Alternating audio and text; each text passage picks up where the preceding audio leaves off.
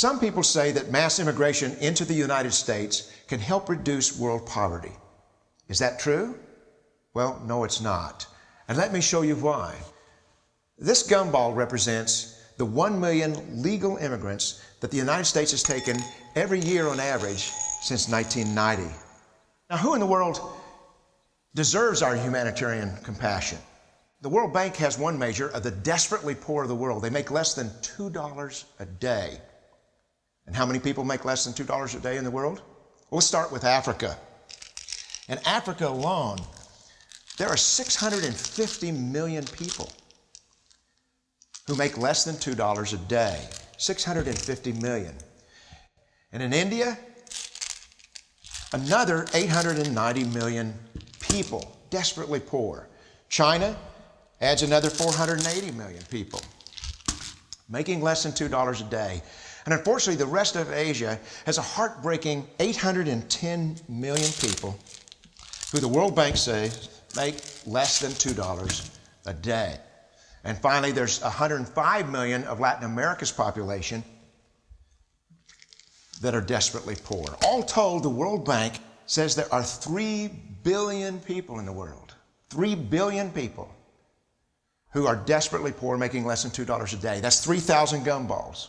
And every year, we take 1 million and suggest that we've somehow made a humanitarian difference. Of course, we don't pull our immigrants from these desperately poor populations, do we? These people are too poor, too sick, too disconnected to make it here as immigrants. We tend to pull our immigrants out of the better off poor of the world. And Mexico tends to define the type of immigrant that we bring here because the plurality of people come from Mexico. And Mexico is poor. How many people in the world live in countries that have average incomes lower than that of Mexico? And the World Bank tells us that that number is these 3 billion plus another 2.6 billion people. 5.6 billion people in the world who live in countries with average incomes below that of Mexico. That's 5,600 gumballs. And so what is it that the elites are telling us?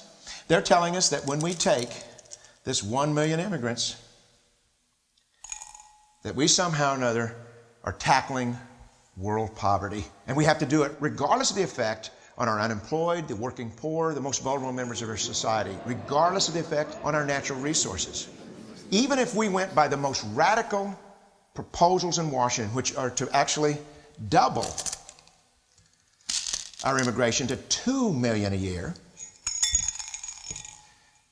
which would totally overwhelm our physical, natural, and social infrastructures, we couldn't make a noticeable difference. And we may be really hurting the impoverished people of the world because the million that we do take are among the most energetic, often the better educated, certainly the most dissatisfied people that if they did not immigrate would be the agents for change to improve the lot of all the people in these countries. The true heroes in the global humanitarian field are the people in these countries who have the wherewithal to immigrate to another country, but instead stay in their countries, to apply their skills to help their fellow countrymen. Unfortunately, our immigration system tends to entice these very type of people to abandon their countrymen. The impossibility of making even a dent is actually worse than it looks here. Because last year, when we took 1 million immigrants, these countries added, births over deaths, 80 million more people into the impoverished populations. And this year, Congress is bringing in 1 million legal immigrants. And this year, according to the United Nations, these countries are expected to add another 80 million people. And next year, you can be quite sure that Congress, unless stopped by the American voters, will bring in another 1 million immigrants. And these countries, unfortunately, will be adding another 80 million people into these impoverished nations. We could take 5 million a year. But we'd never get ahead of what's happening in these countries. Not in this century. Don't you see?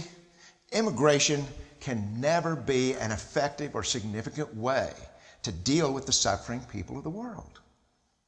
They have to be helped where they live.